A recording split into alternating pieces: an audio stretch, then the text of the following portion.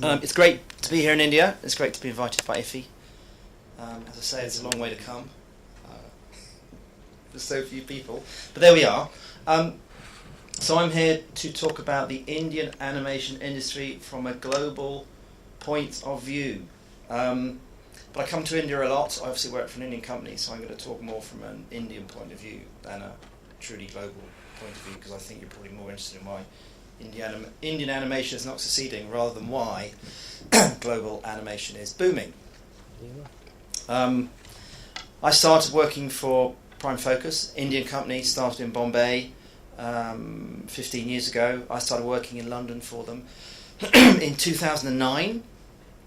I started my career at Moving Picture Company, which is a company that's now established itself here in India, in Bangalore, in 1993. Started off as a runner, making cups of tea and delivering bits and bobs for moody directors and difficult producers, which is where you should start, I suppose. Worked my way up at MPC, worked at a few other facilities in London, worked at Jim Henson's Creature Shop for 5 or 6 years before they closed down in 2003 in the UK. And then joined Prime Focus World. And even back then, one of the interests for me was that Prime Focus came from India. So it was already an established Indian company, and it was now working in the UK and the US. So it already had a big global reach. So it was one of the early adopters of this outsource, in-source, resource world that we're now in. Soon after I started working in London, we started making US and UK TV commercials in Mumbai, in the Bombay studio. We weren't at that point doing film. Meanwhile, Namit, Merzan and Anshul, 3 of the 5 founders of Prime Focus, 2 of them were going to speak here today, but I think they've had to cancel at the last minute, bought a network of TV commercials companies across the world, in Mumbai, in London, in New York, in LA and Vancouver. So they really had the first global network, but coming from India rather than coming from the West back into India. They started, through this global network, doing VFX for movies and commercials. Obviously, that's where they came from. They started off, as you probably know, in a small shed on Lincoln Road in Bombay with 5 blokes and a couple of computers. By this point, and we're now probably 2012, 2014, we're talking about 7,000 employees globally. So it's a massive growth since the millennium. Obviously doing VFX, as I've said, for movies, VFX for commercials, 3D stereo conversion. They're the world's largest supplier of converting 2D, as we're going to watch this in mono, 2D, converting 2D films into 3D films. So they do that for lots of the big VFX movies, like all the Marvel movies, for example, is one of their big clients. And they've also moved into technologies for streaming and TV management, so that it really is a global operation. Most recently, last year, Prime Focus merged with Double Negative. Double Negative is one of London's 3 big film visual effects post houses. You've got MPC, that I used to work for. A bunch of guys left MPC, they then set up Double Negative, then you had Double Negative, and then you had Framestore, which is the other big one from London.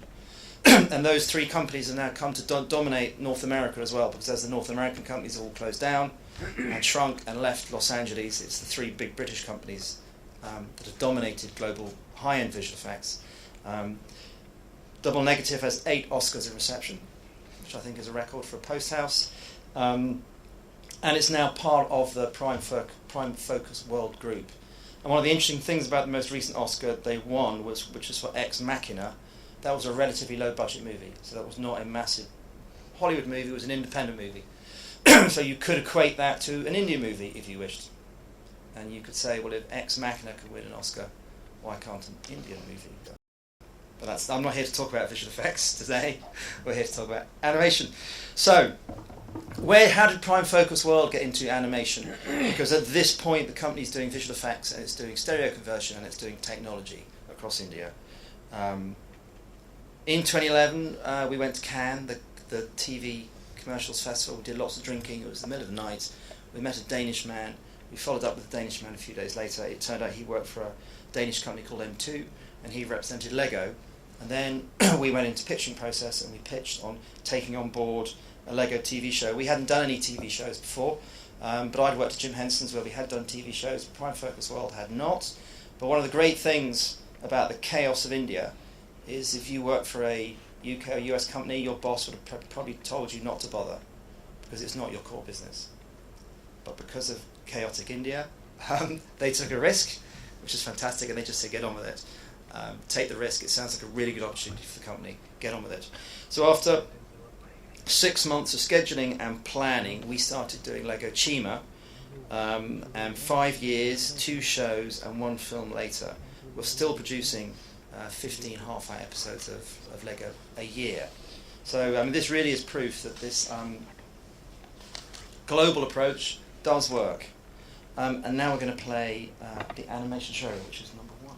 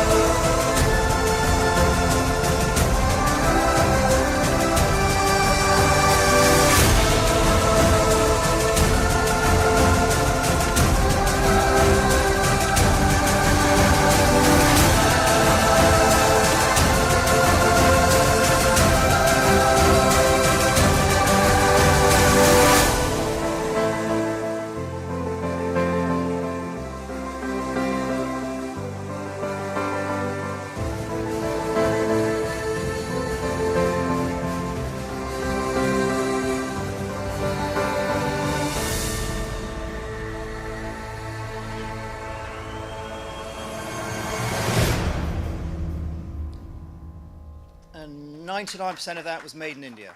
So we haven't selected stuff that's been made elsewhere. That's all made in Bombay by our Indian crew. So it can be successful. So to the question on the slide, or the question I'm going to put, what is the current overview of the Indian animation industry? And I'm going to start with the conclusion, which is what you're always supposed to do when you give a presentation. My conclusion is not great. 2 out of 10? 3 out of 10? I don't know.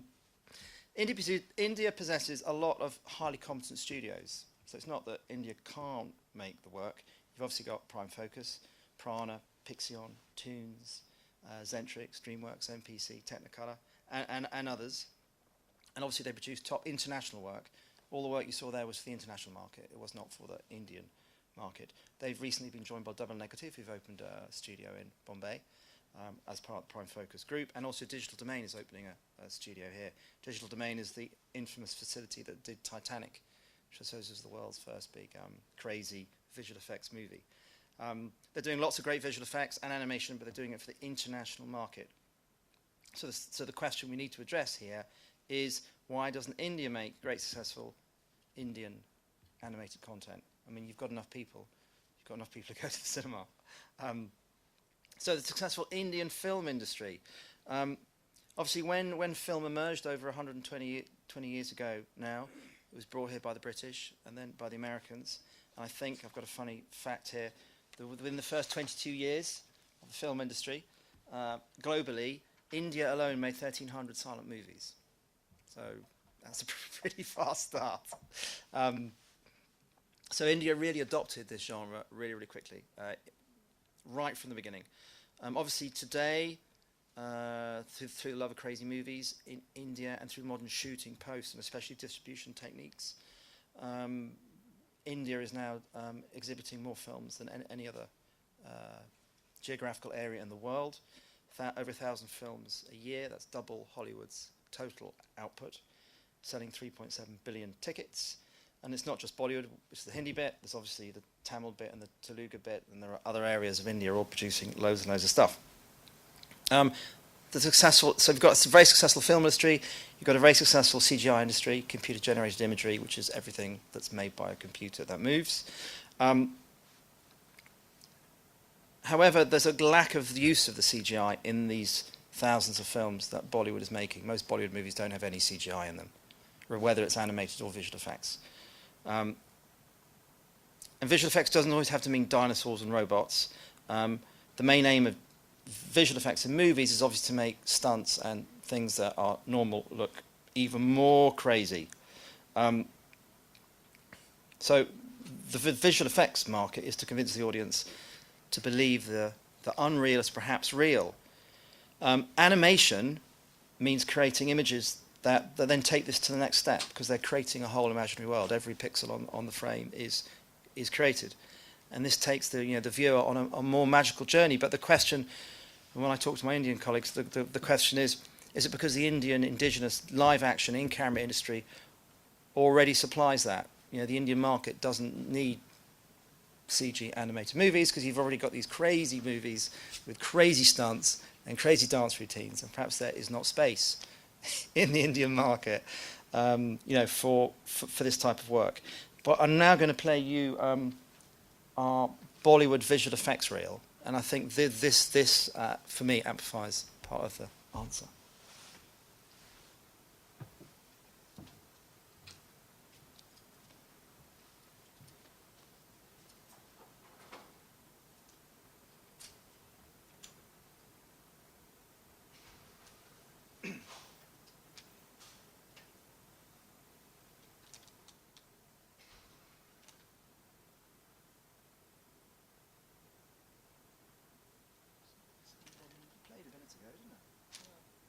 Sorry, it played a minute ago. I'm sure it will play again. I'll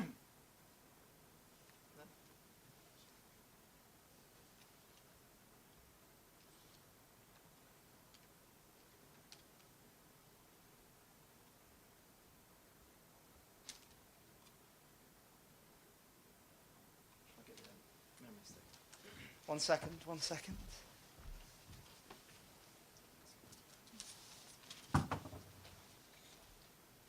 What you say normally is talk amongst yourselves. That's the normal thing when one of these technical hitches comes up. Try it off back up there.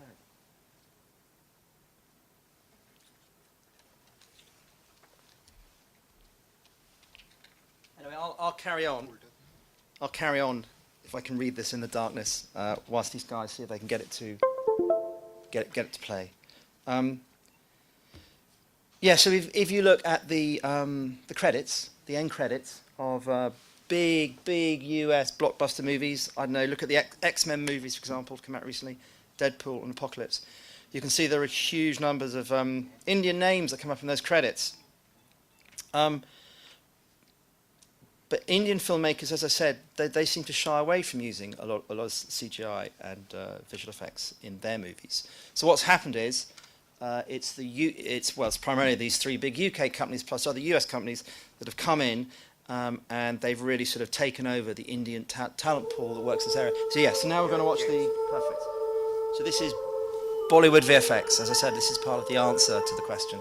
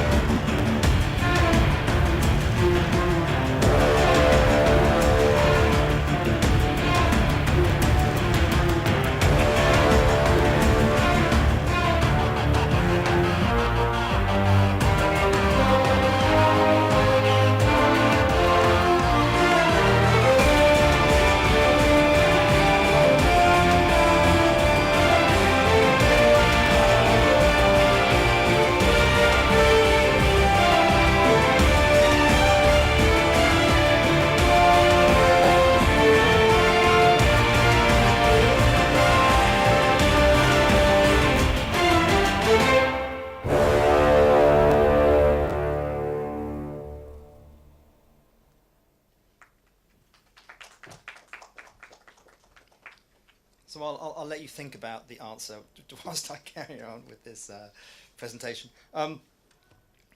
So as I was saying, if you look at the end credits, lots of big visual effects, animated movies. You see loads and loads of Indian names on those. The classic. Oh, someone's having fun. The classic example is Rhythm and Hughes. Came to India. They did a lot of the work on Life of Pi. They won an Oscar. The fact the company then closed down was nothing to do with the Indian market. But the artists here have gone out there and produced top-end work for top-end studios around the world.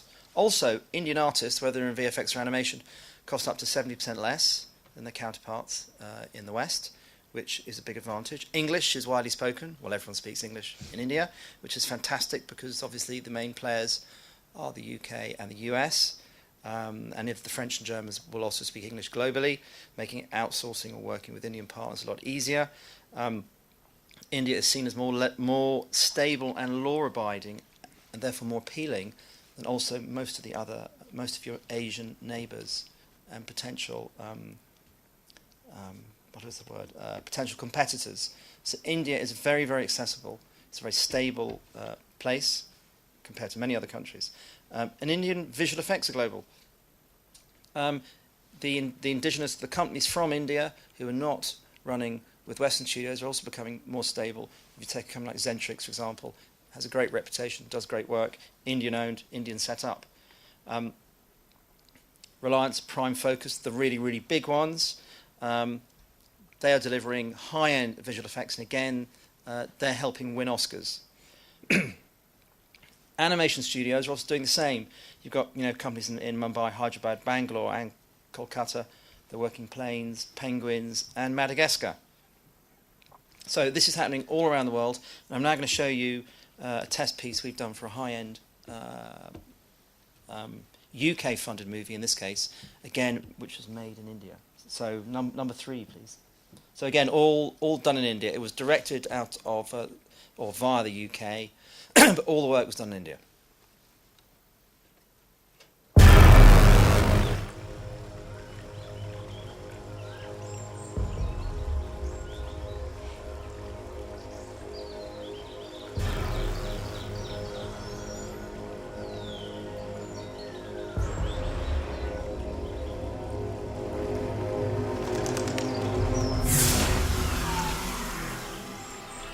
Patrol these waterways that wind among the ruins of ancient cities. They capture and imprison all who trespass. Oh, not again. Stone runners live a perilous life, scouring salvage from the ruins to survive.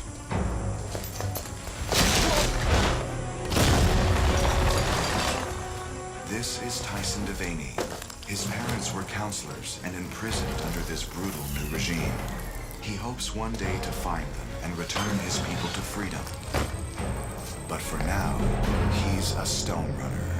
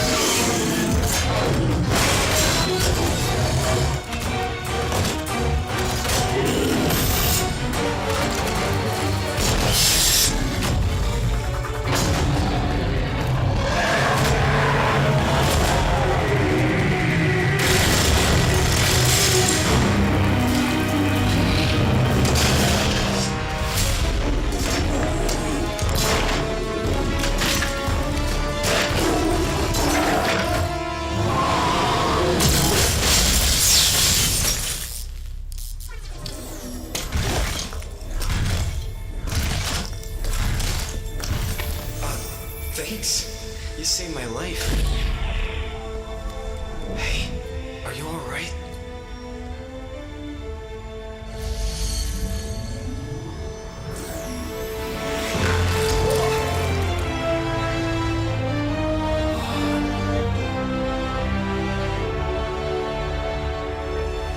Stone Runner, a science fiction family epic.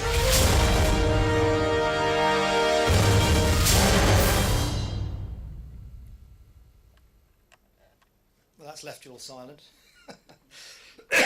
Excuse me. So let's now look at the growth of the Indian animation industry.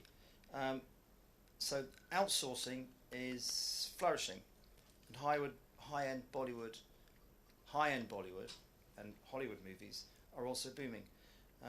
In 2014, the value of the Indian animation industry, but remember this is really outsourced, it's not really for India, was valued at 677 million US dollars. I'm going to talk in US dollars during this, so we can make comparisons globally. And it's expected to double in 5 years. The FICCI KPMG report on the Indian industry shows that VFX, CGI, animation-related and post-production-related industries are growing at between 30 and 50% per annum in India, and there's a global growth across India, which they think will probably continue about 20% up to 2020. So this is a growing business. Whatever India does, well, Bollywood does, this is becoming a massive global market within India, ironically. Some big Bollywood movies are taking big chunks of this. Excuse me for my pronunciation. It's always difficult pronouncing the names of Indian films. But Bajrangi Bhaijaan, Salman Khan, full of invisible visual effects. Bang Bang was full of invisible effects. Rawan, we all know, that went bang bang at the box office. Obviously, Rawan was a benchmark for Bollywood movies with a number of shots, equaling very much equaling a Hollywood movie. There were 3,500 visual effects shots in the film in 37 sequences. And Krish 3 saw Hrithik Roshan doing similar stunts, flying on rooftops, walking on water. 80% of the film was recreated in CG. Over 4,000 shots in that movie in 50 sequences. All doing well at the box office. And then again, huge CG-heavy international films doing very well at the box office. Jungle Book, which obviously has an Indian interest, with 34 million US dollars in India. So, yeah, these films can do very, very well. Shah Rukh Khan's Fan, 32 million US dollars. Mowgli did really well here. It did better than Furious 7 and or Jurassic World. And Mowgli came globally only second to China. Again, a massive VFX movie. Captain America came behind Jungle Book, making some 9 million. All big CG movies. Again, if you look at the Indian box office, Deadpool did 5 million, one of the not Avengers movies. Batman vs Superman, 8 million. Even Angry Birds, that's a fully CG animated movie for a game that hasn't been played for 5 years, did over 3 million US dollars in India alone. But you have a really unsuccessful Indian animated movie market. With all this success, Indian producers don't seem to want to make animated movies. So we're going to look at 4 elements of why I think producers here, studios, don't want to make animated movies. 1 is what makes a typical Indian movie successful. 2, who are the movies made for? 3, time, schedules. 4, the box office of Indian movies. And then 5, we've thought up a possible solution. Well, my colleagues at work have thought up a possible solution for India. And I think the thing that came out of that VFX reel that we saw a minute ago was that Bollywood movies are based around stars, much more than Hollywood movies or indigenous, independent French or British movies. It's much more here based around the individual, one muscly man, or at least one man with a CG stomach that's muscly. Dance, drama, extravagant colours, action music, all of this dominate movies here. And the market works on, obviously, demand and supply, forming a virtuous circle for those who make, I suppose, what you guys call masala movies. And these absolutely dominate the market. And that brings up a dilemma for the filmmakers and the writers. Because films here, you concentrate on the story and the characters and their emotions and their thoughts through these then very elaborate set pieces. And this complexity is difficult to emulate in animation. It's not easy to make a masala movie as an animated movie. It's like a quite tough option. And it's not how they're made in the rest of the world. So you've got a type of movie that's very, very popular, and the way it's constructed does not fit easily into making an animated movie. So producers and directors here are more interested in creating these huge item numbers, and they don't want to work so much in the tedious world of visual effects and green screen. I have a note here from one of the guys. They would rather have their actresses dancing in barely any clothes and their actors ripping off their shirts than see them in motion suits, allowing Andy Serkis to become Gollum. Now, I don't watch that many Indian movies, so I can't support that, but that's the view. Meanwhile, Jungle Book is massively successful and is a heavy visual effects movie with Andy Serkis running around trying to be lions and tigers. So who is Bollywood for? Obviously, a very large part of the Indian cinema-going population live in rural areas, and they're simply not used to seeing CGI or animated movies. So that's obviously a massive challenge. Also, even in the metro areas, a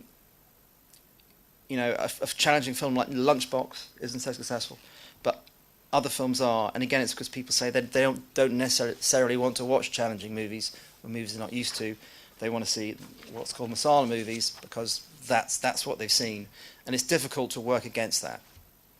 If the majority of the Indian population wants to watch that type of film in the interior and in the metros, it's very difficult to argue for the amount of money you need to spend to make a Christopher Nolan type film.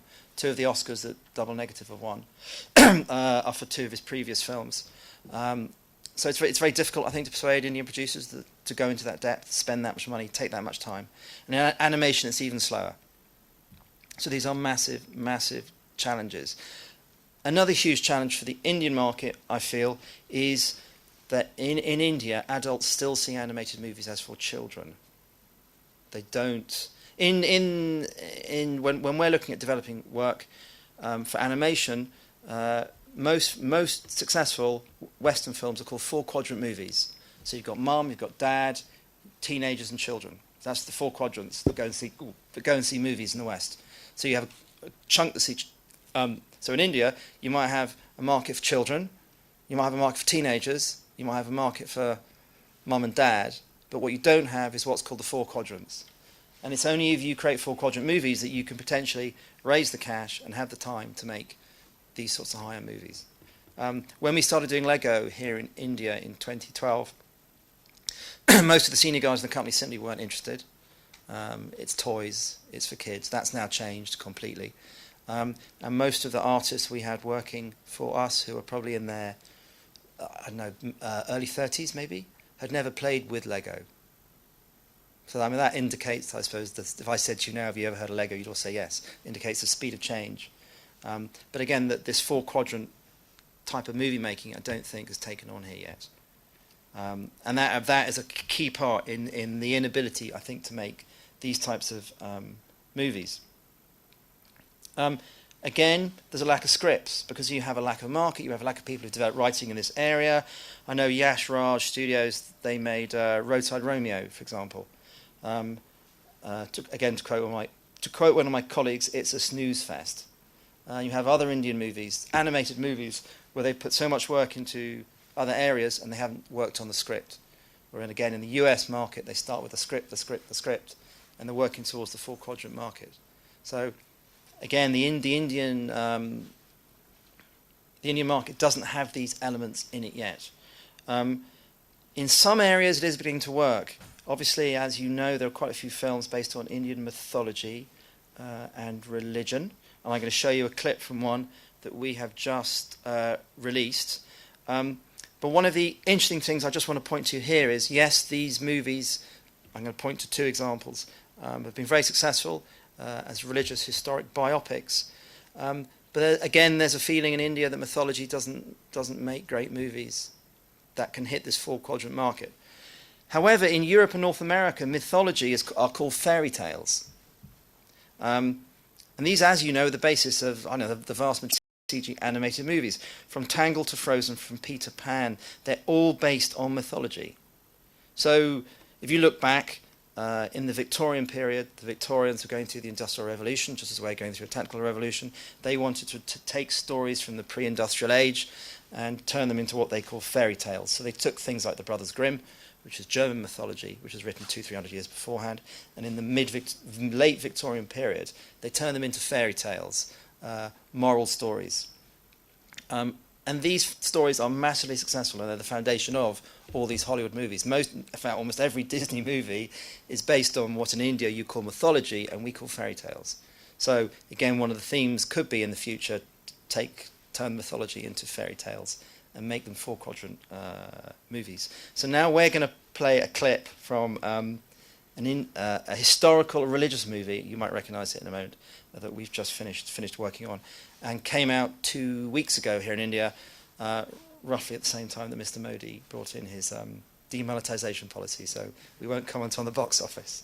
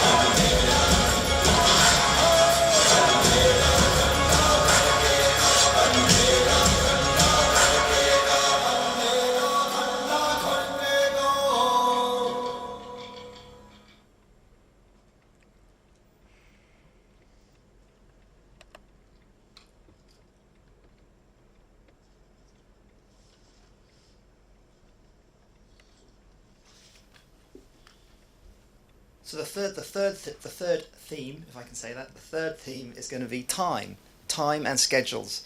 Bollywood is made quickly. Animated movies are not made quickly. They are made very, very slowly.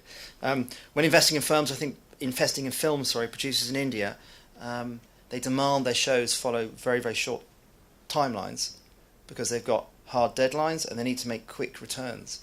So there's a constant constraint on time in India. The Bollywood model is make it quick, distribute it to as many screens as possible for a particular weekend, make a big hit, maybe stay there for 2-3 weeks, move on. That's not the animated movie model.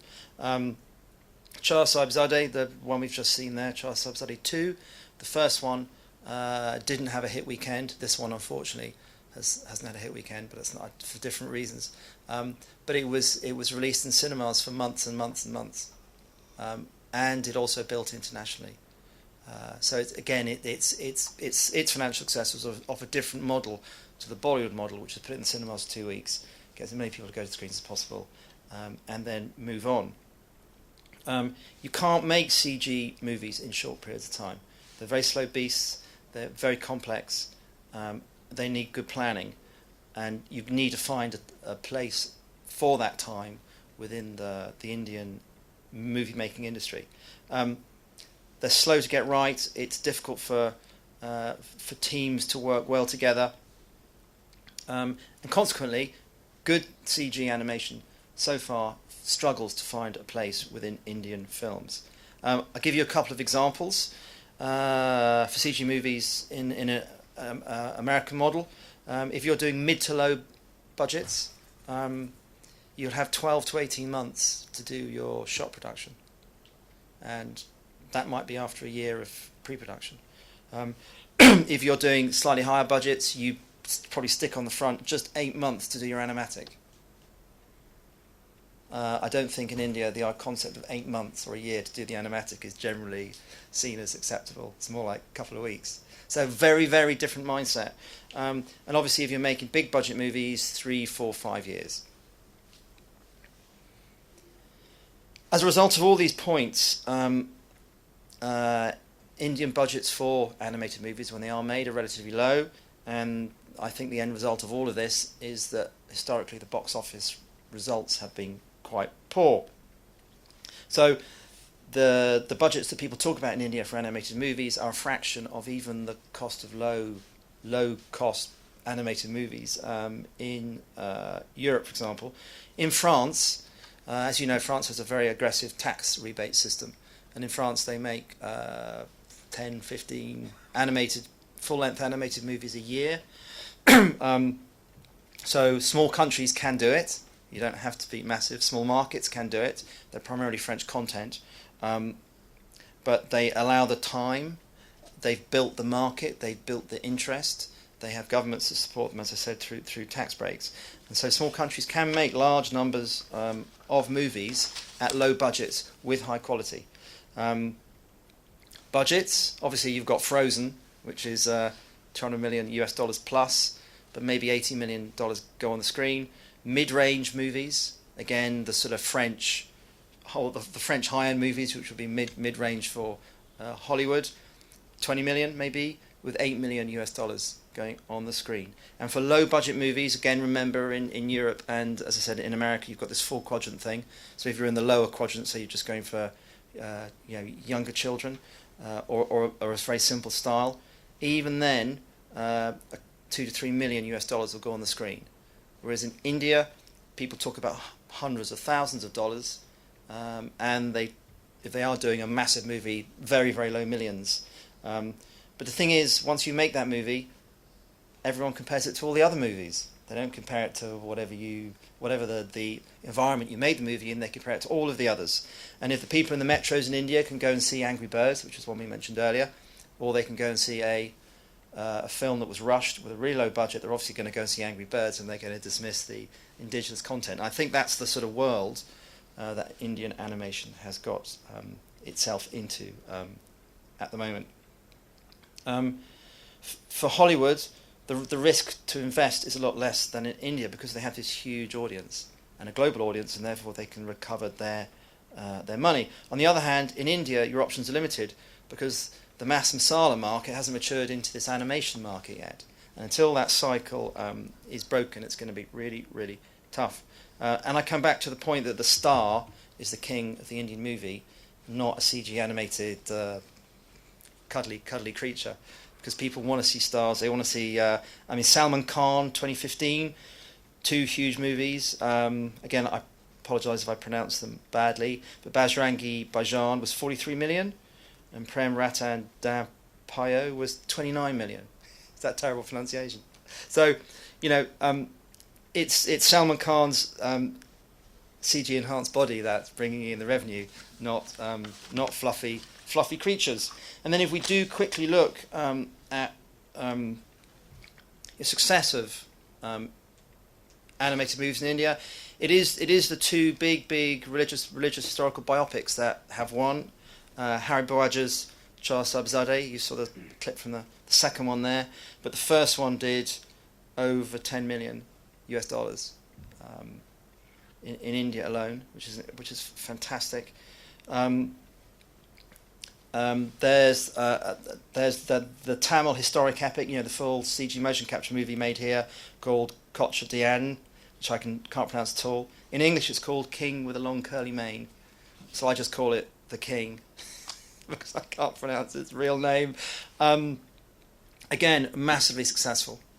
But again, they're in that religious historic biopic segment of the market. But if you look at other films in that sector, Arjun, that came out 5-6 years ago, I mean, it made perilously little. And then something Motu Patlu. I mean, it made half a million US dollars. So if you go back to what we were talking about, if you're going to make a mid-end movie, it's going to cost you 20 million US dollars. Or you're going to make even a low end, it's going to cost you, the overall budget is going to be 6, but you're only going to get half a million back. You know, it's just not working, is it? And it's not working for all the reasons that we've spoken of, which is so far in India audiences don't feel the need to see animated movies. So we carried out a survey at work, well, amongst those who are interested, and we said, if we were going to make an Indian movie, so this is the possible solution, what should you do? And everyone said, copy the Bollywood star mentality. So voiceovers. So if you take a film that's made in the States or in Europe, what they'll do is in their local market, they will take the 5 lead characters and they'll voice them with the most expensive voice they can get. So what they'll do is they make the film once with voices they can afford, and once the film develops, they'll then go to refinanciers. They'll say, I've got a great film here, it's a great bit of content. They will then bring on new voice artists who may be more expensive, or if they're really good at what they're doing, they'll approach stars at the beginning, famous stars, and say, will you be this actor? So they'll write something that they feel has some hooks. The famous actor, they'll present it to the actor, they'll pitch it, the actor will say, yeah, I'll do that. Then they get a really big name, and they cascade the other names off that big name, and they end up with 5 big names. None of the other names matter. And they've developed success through doing that. So maybe the way to create the interest and the following in India is by using leading Bollywood stars to voice animated movies. And this might create the interest in the metros and in the countryside that so far animated movies have failed to do. And we are currently working on a big squash and stretch movie for South America's biggest studio. And they actually did one of their previous films was Top Cat Begins, and that did 4.5 million in India, just in India. But we're now doing a full-on CG squash and stretch movie for them. And so we decided we were going to have Amitabh, Shah Rukh Khan, Ranbir Kapoor as the male leads, and we were going to have Alia Bhatt as the heroine. And we decided that if we could do that, it's not actually my choice, by the way, but if we could do that, we'd have a successful film in India that would bring in a lot at the box office. But I promise you, if we don't get any of those names, no one will go and watch it. We won't sell a single box office ticket in India. So begin by marketing US and UK and French movies, like Bollywood movies, with big Indian stars, create the interest in the metros and the interior, develop a market, and then perhaps Indian producers might get into this huge global market. And then we'll see what happens. And that's the end. Thank you.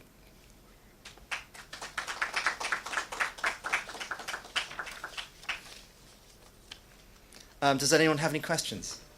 As it's question time, I suppose. No question. Do you want to?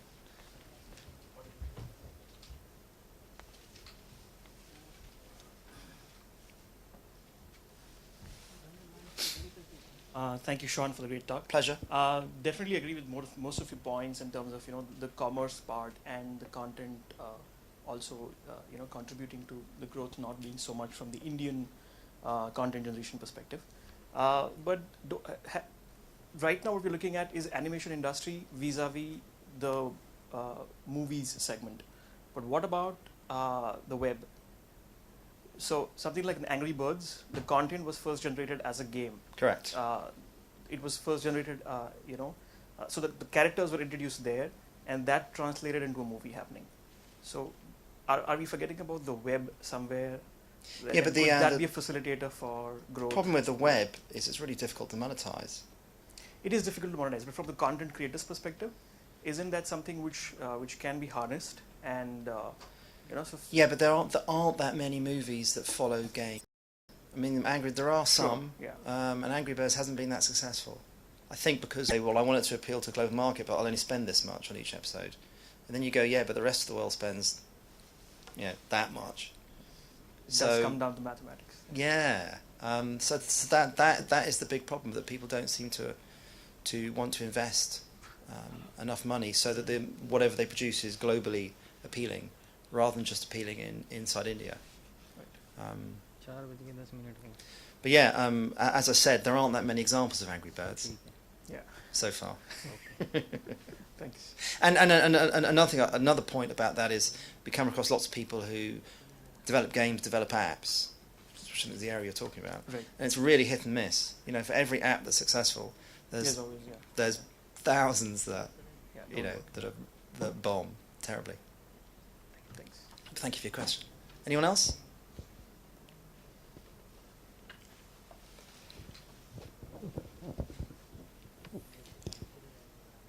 Is Prime Focus is outsourcing to other small production houses, Does Prime Focus outsource?